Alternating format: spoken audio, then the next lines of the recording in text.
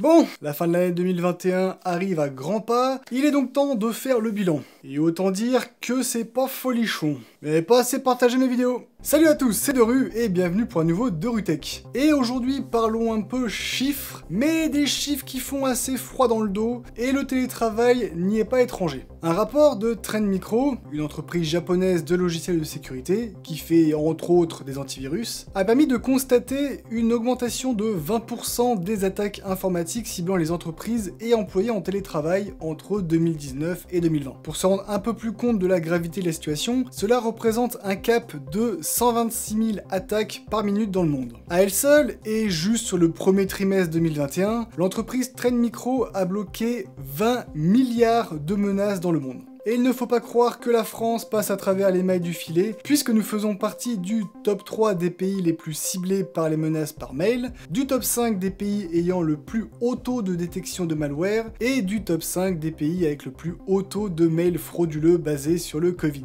Un autre rapport, d'Avast cette fois-ci, comme quoi les entreprises d'antivirus aiment bien publier des rapports, mais en même temps ce sont les outils qui détectent et bloquent la plupart de ces menaces, indique que la probabilité pour qu'un utilisateur français rencontre un malware est de 26,87%. Et même si cela est en dessous de la moyenne mondiale de 29,39%, cela reste malgré tout encore beaucoup trop haut.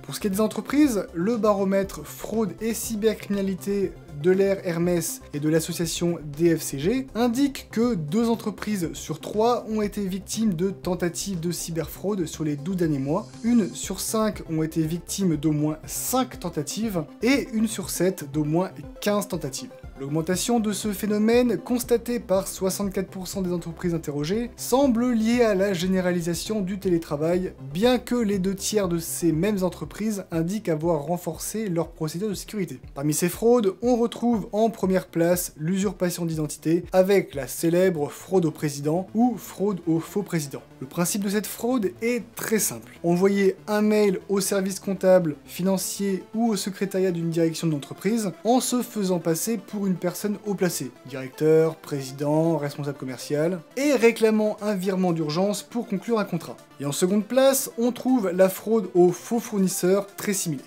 Et pour finir sur une note plus positive, je suis sarcastique. L'année 2021 a battu le record de découverte de failles 0D, à savoir des vulnérabilités pour lesquelles il n'y a pas eu de publication ou de correctif, avec 66 failles contre 37 en 2020. Et l'année n'est pas finie, au moment où je tourne cette vidéo. Le bilan de l'année n'est pas fou, mais avant de déprimer, comme je n'ai pas d'historique sur les autres années, essayons de positiver en se disant que ça a dû être pire en 2017, et que tout le monde va apprendre de ses erreurs, non? Non? Et dites-vous aussi que ces augmentations qui sont partiellement dues au télétravail n'impliquent pas que le télétravail est mauvais pour la sécurité. C'était juste une nouveauté qui est en cours de généralisation et sur laquelle les entreprises et les employés doivent travailler. J'espère que cette vidéo vous aura plu, bien que j'ai évoqué pas mal de chiffres et de stats.